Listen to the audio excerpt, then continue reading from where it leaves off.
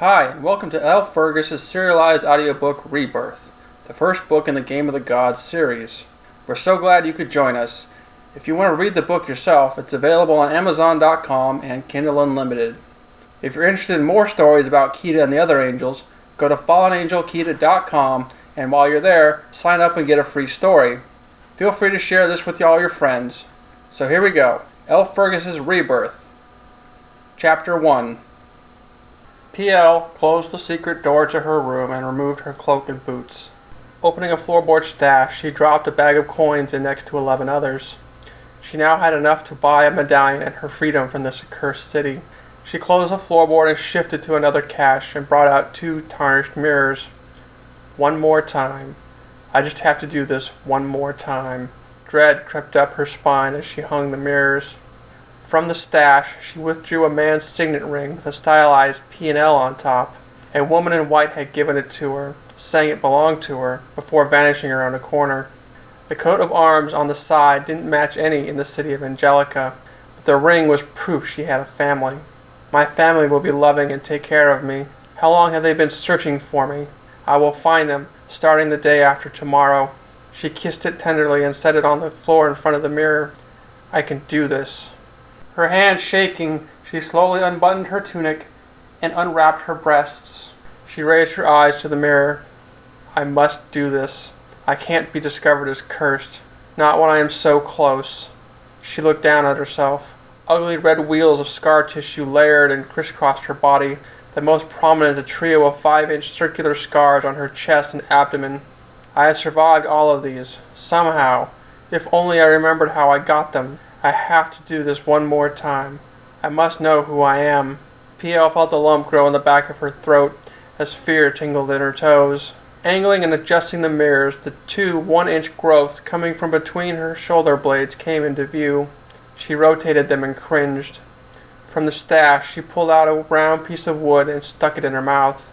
Next, she picked up a pair of blood-encrusted pruning shears. Planting her feet firmly, she gently put the blades around a growth and took in a deep breath. She forced the shears closed with all her might. There was a sickly crunch as warm blood ran down her back. All the air was sucked from P.L.'s lungs. As the shears clattered to the floor, she collapsed to her knees and toppled forward, biting down hard on the wood, causing it to splinter, stifling a scream as searing pain radiated from her back. Tears filled P.L.'s eyes as she scrambled for the ring. Her fingers found it, and she clutched it to her as she concentrated on it to give her strength. P.L. staggered to her feet, wiping at her tears. One more time. I can do it one more time. With a knot in her stomach, P.L. picked up the shears. Her hand shook as she put the second growth between the blades. Just one more time. She closed her eyes, bit her block, and cut. P.L. crouched on a ledge under the gatehouse tower roof, hiding in the morning shadows. The gate marked the boundaries between the district Rosella and Nina. The city was a patchwork of 10 oddly shaped districts. Some were more dangerous than others. She watched the traffic for her employer. She didn't know the history of the city, but for whatever reason, it had only 1 land and 1 water port of entry. She guessed it made it easier to control who came and went. Visiting nobles stayed in Rosella district near the river. The land port of entry was on the opposite side of the city, requiring the nobles to travel through the rougher districts. Thieves and scoundrels would stop and rob any unprotected coach, or worse. P.L. had spent the last 3 weeks surveying the route. She watched each area's daily routine to see what was ordinary. Knowing what was out of place had saved her and her employer more than once. She'd been out before dawn, getting a last look at the first 2 districts. They weren't the most dangerous, but you could never take chances. She obsessed over every detail to be able to predict and manipulate events. The red and gold coach appeared from around the corner. He was moving just short of a gallop, and people scrambled out of the way. P.L. frowned. Being flashy and rude was a good way to gain unwanted attention. She couldn't do anything about the flashy coach, but she could slow the driver. Jumping from her ledge, she slid down the edge of the roof and dropped over the lip, then twisted, grabbed the lip, and dropped from the 40-foot height. Her feet caught a stone sticking out of the wall. She flipped backward, twisting in the air, and landed in the shotgun seat of the coach. The driver swore in surprise. "Slow down," P.L. ordered in a husky voice. "Who are you?" he demanded. PL didn't recognize the man's voice. It was rare to get a new driver, and they should have told her. It was possible this was a last-minute change. It explained why he hadn't known to expect her. The one going to make sure you get to the city gate in one piece. You were supposed to meet us when we left. You are new then. The contract states I will get you through Nina, Nell, Cruz, and Anna districts to the gate. Do not stop unless I tell you to. If I get off, I will catch up. Pal, I don't need help. I can protect my boss. I got everything I need right here. The man patted a lump under his jacket. PL's face didn't portray the confusion and concern she felt. I've been paid to get your master to the gate. I've never failed. Do as I say, and all will be fine. Waste of money. PL ignored him and watched the world go by. The district of Nina had a mixture of slums and industry. Wagons of all sizes, drawn by teams as large as 10 horses, moved through the crowded boulevard. Porters, merchants, shoppers, and beggars filled the remaining space. So far, everything looked as it should. The people were moving out of the way. The coach received the normal number of looks, and no one watched it for long. The city slid by. They passed through the gates from Nina to Nell district. Middle-class apartments and businesses made up the bulk of the district. PL didn't fear attack here, but she kept a watchful eye out for scouts.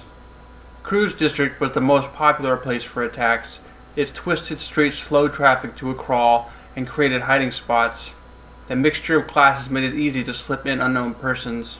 With a swift stroke, PL drew her sword and smashed an arrow out of the sky. She stood up and knocked a second arrow down before it killed the driver. Hopping onto the roof of the coach, she caught a third flaming arrow.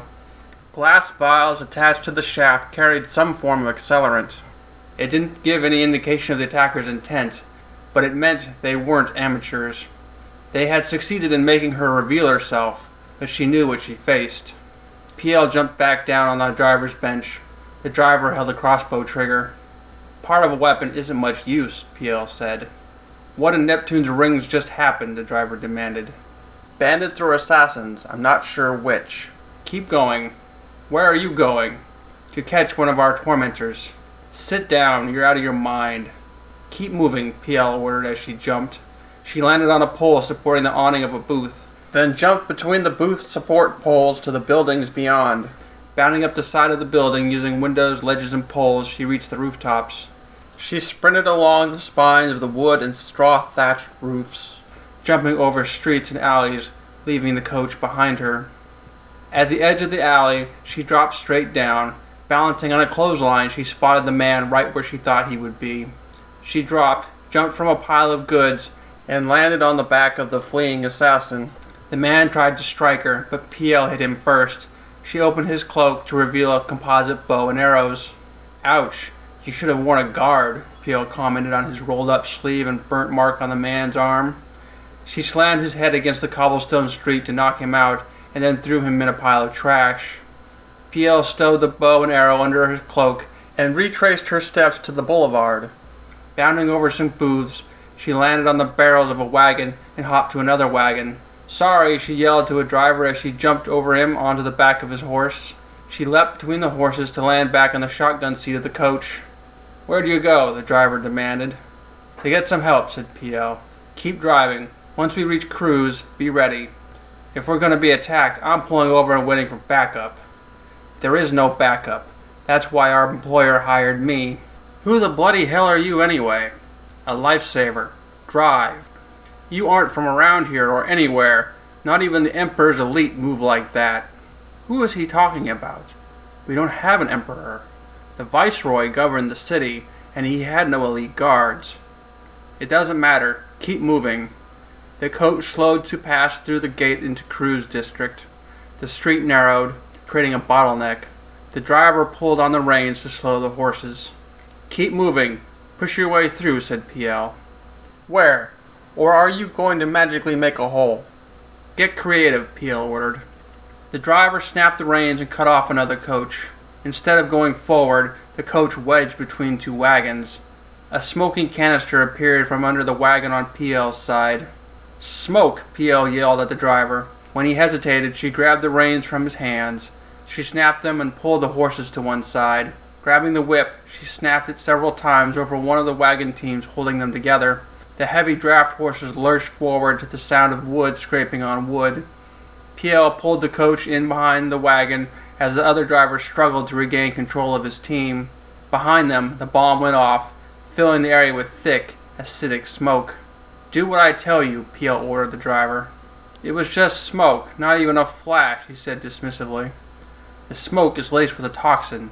It will incapacitate anyone who breathes it in." "They'd do that to all those people?" "Yes. I've seen it before. The path will wind back and forth. It's possible we will be attacked by archers again." "Are you going to chase them again?" the driver said with contempt. "I do what is necessary," said PL as she watched every opening and rooftop for signs of trouble. They made the first 4 turns and traffic moved steadily. 50 yards ahead of them, a team's lead horse reared and whinnied over the sound of hooves and wheels on stone. PL watched another wagon pull out into the street using the space created coming toward them. It might be nothing, or not. The new wagon contained a cargo of barrels. What drew her suspicion was they were stacked on end instead of on their sides. As the wagon closed on them, she reached out and grabbed the reins from the driver and yanked the horses to the right. The sudden change of direction surprised the wagon's driver, causing him to jerk his team. A dozen men climbing out of the barrels had their balance thrown off. The movement tipped the 2 barrels on the back of the wagon, causing the men inside to fall off the back. 4 men leapt from the wagon onto the coach. Standing in her seat, PL ignored the boarding party. She drew her bow and fired at the men recovering on the wagon. She hit 4 of the 6 men and the driver. The first boarding member went to strike her driver. PL blocked the attack with her bow and kicked the second man in the chest. He tumbled off the coach. She dropped down to duck a sword strike from the first man and kicked his feet out. Drawing an arrow, she plunged it into his neck.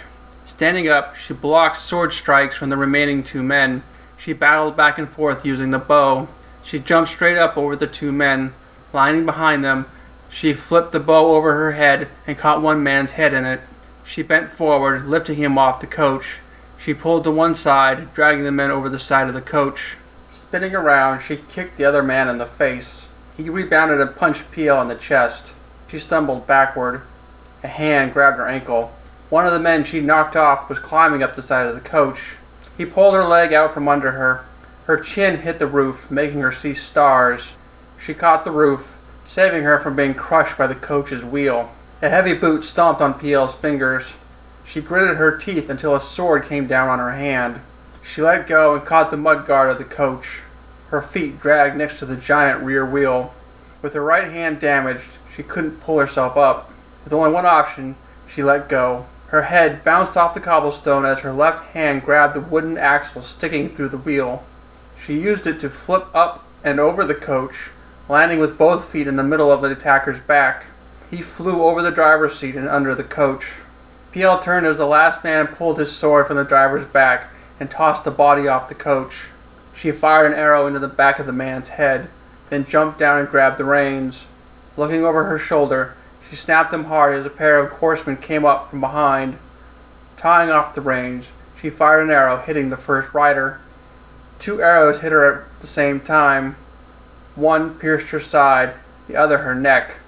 She collapsed to one knee and put her hand to her throat. Blood trickled between her fingers. The arrowhead had missed everything major. A wave of energy washed over her as the shock left, and she recovered. Adjusting her movements to the arrow in her neck, she searched for the archers. PL spotted an archer as he lined up a shot on her. She snapped up her bow and fired. Her arrow hit the other bowman in the eye. Hopping sideways, another arrow landed where she'd been. Spinning her body to the right, she saw a head duck into a window. The second rider pulled alongside the coach and swung at her with a sword. She slammed her foot down on the blade. When the rider went to yank it from under her, she lifted her foot. The man lost his balance and tipped sideways in the saddle. PL reached out and hooked the man with her bow. She yanked him to her, smashing his head against the side of the coach, then swinging her foot down and shoved him down further. The saddle slipped down the horse's side. The rider's horse skidded to a stop, dropping the rider to the ground. PL turned back to the last archer's location, but it was vacant. She jumped back into the driver's seat, picked up the reins, and snapped them to make the horses move faster. Ignoring the pain from her wounds, she guided the coach through the narrow streets. The gate for Anna District came into view. PL slowed the coach and pushed her way into the line to enter the governmental district. The coach moved through the gate without incident. She rolled sideways to dodge an arrow.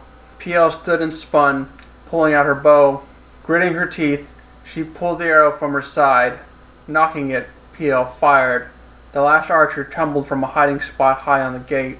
Sitting back down, she picked up the reins and tried to look as inconspicuous as possible as she guided the coach through the wide streets, scanning for threats. PL turned into the city gate plaza and pulled the coach into a parking spot. A handler took control of the horses. Reaching under her hood, she snapped off the tip and the fletching of the arrow in her neck, leaving the shaft in place. Dropping the two pieces to the ground, PL climbed down and walked away. "Hey, where are you going?" the handler called after her. PL pulled her cloak around her and vanished into the crowd. The door to the coach opened and a woman wearing a black uniform with a silver trim and piping exited.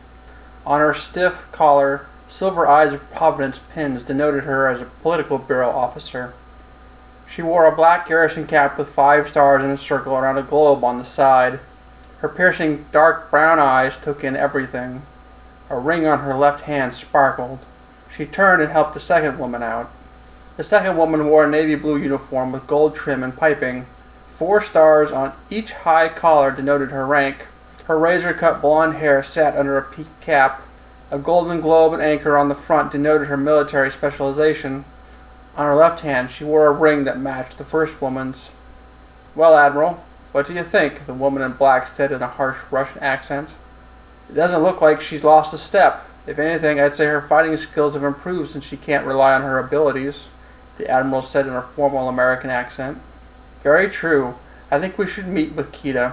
I'm sure the promise of leaving her prison for a short time will be enough to convince her. I don't know, Galena. She can be stubborn." "Do not worry, pretty Marine. If she can't be shown the light, then she can continue to rot in the dark." The Admiral nodded. "She's still one tough bitch. I think even back then an arrow to the neck would have made me pause for more than a second. Enough work for today, Renee. She's going to need several days to recover. Let us worry about her later. We are here on holiday after all. Let's see what our mock medieval city has to offer. I understand it's an experience. There are plenty of other things I'd rather experience. This is as far away from a warship as I can get you. Reports of aliens are coming in from the frontier. You'd rather worry about shadows in space than spend time with me? I'm hurt," Galena said with a teasing smile. "Sorry, it's just strange." Galena raised an eyebrow. "We've seen stranger." "Yeah, and we just let her walk away," Renee answered, looking at the direction PL had gone. "Come, pretty Marine. I got us a room overlooking the water." "Pulling strings, General," Renee chuckled. "Rank has perks, and being second in the Bureau has many," said Galena, taking Renee's hand and kissing the tough Marine on the cheek. "And you are a wonderful perk," she added in a whisper. It took me long enough to get my head out of my ass. I know Marines. Sometimes you have to hit them over the head a dozen times before it gets through, and the higher the rank, the harder you have to hit. Renee laughed. "And here I thought manipulation was your game over brute force. You don't think I haven't been manipulating you with this body?" "Maybe." "Did Catalina make the trip?" Renee asked with a lustful look. "Why do you think we're by the water?" Galena answered in a soft, sensual Russian accent. "Meow." "Marines are so easy," Galena said, rolling her eyes playfully. Renee took Galena's hand. "Lead on, General."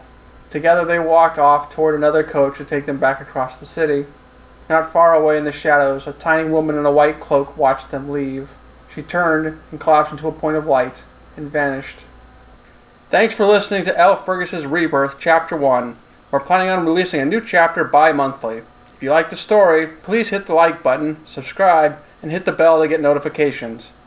If you want to check out the book, go to Amazon.com and search for L. Fergus Rebirth, or check the comments for a link. Thanks for listening. Hope to see you next time.